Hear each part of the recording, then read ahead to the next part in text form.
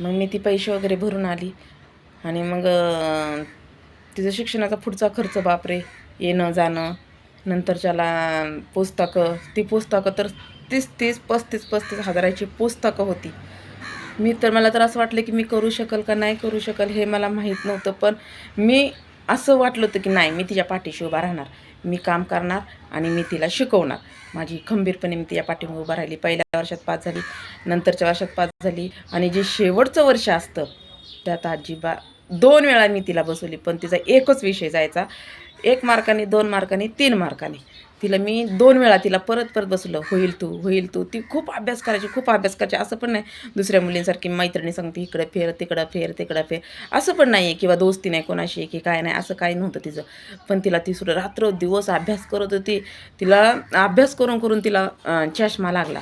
मग सगळ्या काही गोष्टी झाल्या, पण ती पासच होत नव्हती. मग अखेरला मी म्हटलं, स्नेहा, ही कोर्स सोड आणि तू दुसरा कोर्स कर.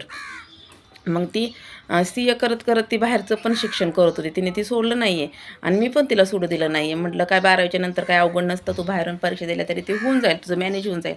मग ती मॅनेज केलं तिने बाहेर, ती पण मॅनेज केलं, ही पण ती नाही पास झाली त्या शेवटच्या ह्याच्यामध्ये. म्हटलं ठीक आहे, सोडून दे. पण मी तिला असं, ती खूप रडत होती नाही का, की मला एवढं पैसे घातले, मी पास नाही झाली, काय नाही, माझं कसं होईल, काय होईल.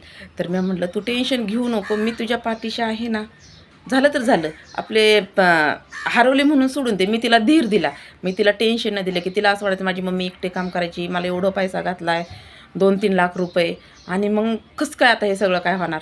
तर मी तिला धीर दिला. मला तर खूप काय वाटत होतं, पण मी तिला धीर दिला की ही खूपच टेन्शन घेऊन खाणं पिणं सोडलं होतं तिने, रडायची सारखी. तर मग मी म्हटलं जाऊ दे, आपले हरवले पैसे म्हणून सोडून दे आणि नवीन अजून कुठला तरी कोर्स तुला झेपल असा कर. मग मी तिला ITIला घातली. मग तिचं ती CAचं करत तिचं ही पण पूर्ण झालं. कुठलं BCom पण पूर्ण झालं. BComच्या पुढचं शिक्षण घेते आणि ती ITIला जाते. आता तिच्या डोक्यातनं टेन्शन गेलं आणि ती म्हणते की आता जे काय कोर्स आहे मम्मा, मी मन लावून चांगलं, आणि पहिल्यापासूनच मी मन लावून अभ्यास करते. मला माहिती आहे स्नेहा कधी वेस्ट जाणारी मुलगी नाही, ती खूप हुशार आहे. तिच्याकडून जात होते 1 मार्क, 2 मार्काने, 3 मार्काने जात होती. मी तिला सपोर्ट केला आणि परत तिला उभा केलं. आणि आता ती ITIला आहे. तर ITIमध्ये पण त्या वर्गामध्ये तिच्या जेवढ्या ह्याच्यामध्ये ती पहिला नंबर काढते आता पण. तर म्हणलं बाळा, तू अशीच पुढे जा, तुला 10,000 15,000 रुपये तरी नोकरी असते तरी माझ्यासाठी लय मोलाची आहे म्हटलं ती. पण तू जा. मग ते आता एवढं सगळं ती पाठीमागचं विसरून ती चांगला अभ्यास करते, जाते आणि एकदम खुश आहे ती तिच्या लाईफमध्ये की मम्मा मी करते काहीतरी. आणि दुसरं पण परीक्षा वगैरे देत राहते. देवाच्या दयाने दुसऱ्या पण परीक्षात ती पास झाली. काय पण असू दे, आता मी तुम्हाला ती सक्सेस झाल्याच्या नंतर सांगते तिच्या बाहेरच्या परीक्षा आहेत काय.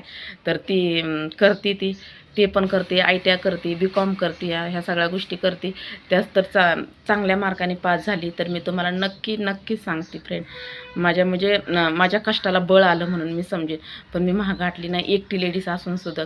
म्हणून म्हणते की मला कधीच वाटलं नाही की ही मुलगी आहे दुसऱ्याच्या घरी जाईल, की मग मी हिला का शिकू, असं माझ्या मनात कधीच काहीच अजून पण येत नाही आहे. कारण की जे आईबापाने आमच्यासोबत अन्याय केला, आम्हाला शिक्षण नाही दिलं किंवा आम्हाला खाया प्यायला व्यवस्थित नाही किंवा कपडा लत्ता, म्हणजे ह्या सगळ्या गोष्टी आम्हाला नाही केल्या, पोरांना केल्या, ती गोष्ट माझ्या मुलीवर नाही बितावी म्हणून मी ह्या सगळ्या गोष्टी केल्या. आणि मला कधीच वाटलं नाही की स्नेहा अशी वाईट वागल, मी कामाला जाते. आणि ती कधी माझा विश्वास, तिने कधी हार मानून दिला नाही, कधी मला माझ्या विश्वासाला तडा नाही तिने जाऊ दिला, माझ्या स्नेहाने कधीच नाही.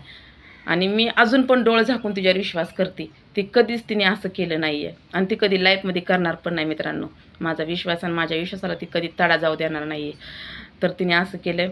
तर माझी स्नेहा कामाला लागली ना, तर नक्कीच तुम्हाला सांगेन माझ्या स्नेहाचा संघर्ष इथपर्यंत आहे. आणि मी तिच्या पाठीमागं खंबीरपणे उभा राहिली, की तिच्या पाठीमागं तिचा बाप नसून तिची आई होती प्रत्येक गोष्टीच्या वेळेस. म्हणून ती नेहमी म्हणते की जे काय केले ते माझ्या मम्माने केलेलं आहे आणि खरंच मी केलेलं आहे. आणि प्रत्येक मुलीला असं शिक्षण भेटलं पाहिजे आणि प्रत्येक मुलीला आईबापा अशी भेटली पाहिजे की तिच्या पाठीमागं खंबीरपणे उभा राहिले पाहिजे. आणि मुलींनी बी तसंच राहिलं पाहिजे. कधी वाईट रस्त्याला जाऊ नका. आईबापाला नेहमी वाटतं की आपली मुलगी चांगल्या रस्त्याला जावी आणि उच्च ह्याच्यावर जावी असं वाटतं प्रत्येक आईबापाला. आईबापाने कधी दाटलं ना तर त्यांचं कधी मनावर घेऊ नका. ती तुमच्या चांगल्यासाठी आणि भल्यासाठी सांगतात आईवडील. पण मी तिच्यासाठी तिचा बाप आणि आई पण मीच बनली. तिच्या पाठीमागं मी खंबीरपणे उभा राहिली. माझं एक दृष्टिकोन होतं सांगण्याचं की मुलांनी पण रागाला नाही जावं आणि मुलींनी पण शिक्षण चांगलं करावं. तर माझ्या जीवनाचा संघर्ष ही आहे.